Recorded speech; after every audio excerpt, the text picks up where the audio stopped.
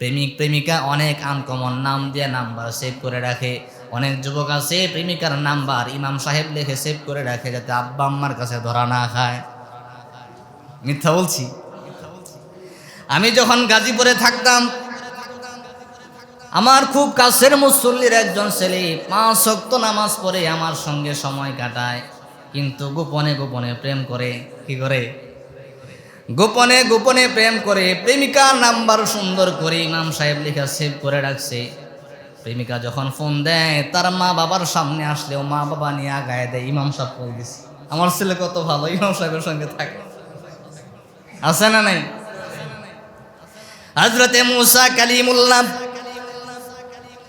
আল্লাহ তাআলাকে বললেন, আল্লাহ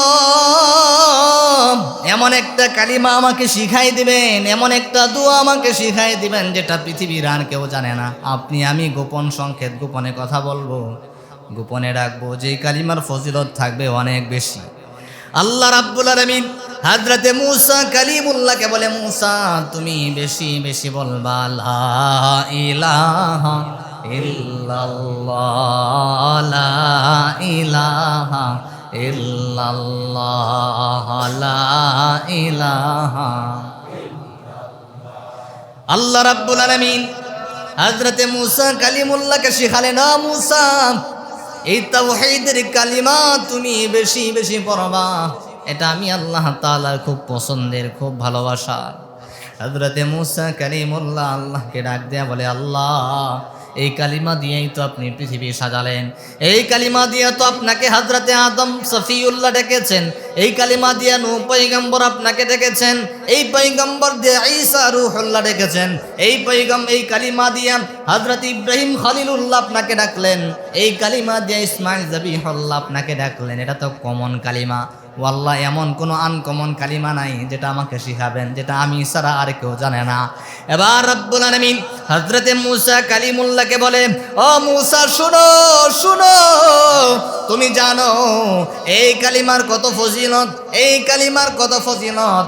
এই কালিমাকে যদি এক পাল্লায় রাখা হয়, অপর পাল্লায় যদি আমি আল্লাহর 7টি আসমান রাখা হয়, অপর পাল্লায় যদি আমি আল্লাহর 7 জমিন রাখা হয়, অপর পাল্লায় যদি আমি আল্লাহর জান্নাত রাখা হয়, অপর পাল্লায় যদি আমি আল্লাহর জাহান্নাম রাখা হয়, অপর পাল্লায় যদি আমি আল্লাহর আরশে আজিম রাখা হয়, তারপরেও কালিমার পাল্লা ভারী হয়ে যাবে।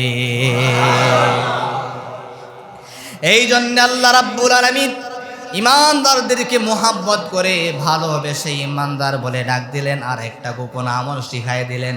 আল্লাহ রাব্বুল আলামিন বলেন, ইয়া আইয়ুহাল্লাযীনা আমানু যকুরুল্লাহা যিকরান কাসীরা। ইমানদারদেরকে আল্লাহ রাব্বুল আলামিন বলেন, ও দুনিয়ার ইমানদাররা, উযকুরুল্লাহ বেশি বেশি আল্লাহ নামের জিকির করো, যিকরান কাসীরা বেশি বেশি জিকির করবা। আর সবচাইতে জিকিরের উত্তম কালিমা হলো লা ইলাহা ইল্লাল্লাহ। সুবহানাল্লাহ। এবার হযরতে মুসা কালিমুল্লাহ সন্তুষ্ট হয়ে গেলেন, যেহেতু রব্বুল আলামিনকে এই কালিমা দিয়ে ডাকলে আল্লাহ তাআলা খুশি হন, তিনি বেশি বেশি জিকির করতেন। আমার নবী আপনার নবী দু জাহানের বাদশা নবী রাহমাতুল লিল আলামিন বেশি বেশি জিকির করতেন।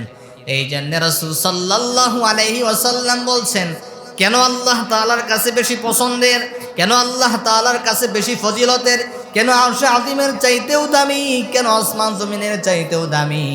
কারণ দুনিয়াতে যখন তোমার হায়াত থাকবে, সময় থাকবে, সব সময় তুমি যখন আল্লাহর নামের কালিমা নামের জিকির করতে থাকবা, তোমার শেষ কালিমা অটোমেটিকলি এটা জবান দেয়া বের হয়ে যাবে।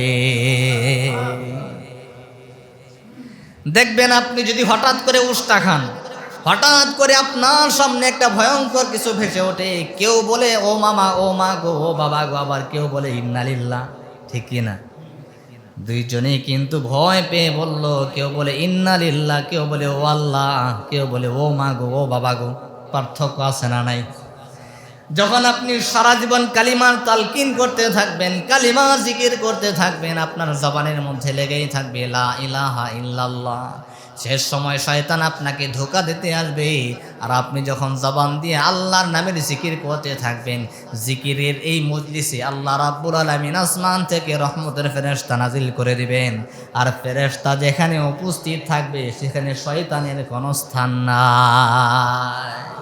বুঝতে পেরেছেন? যেখানে ফেরেশতা থাকবে এখানে শয়তানের জায়গা আছে, তো শয়তান তো আসতেই পারবে না, ধোঁকা দিবে কিভাবে? প্রিয় হাজরিন, এই জন্য বিনা হিসাবে জান্নাতে যাওয়ার 1 নাম্বার আমল হলো, 1 নাম্বার কাজ হলো যে শেষ কথা বলবে লা ইলাহা ইল্লাল্লাহ। আর এই শেষ কথা লা ইলাহা ইল্লাল্লাহ বানানোর জন্য এখন থেকে লা ইলাহা ইল্লাল্লাহর আমল করবার দরকার আছে না নাই? এটা তো আমরা সবাই পারি।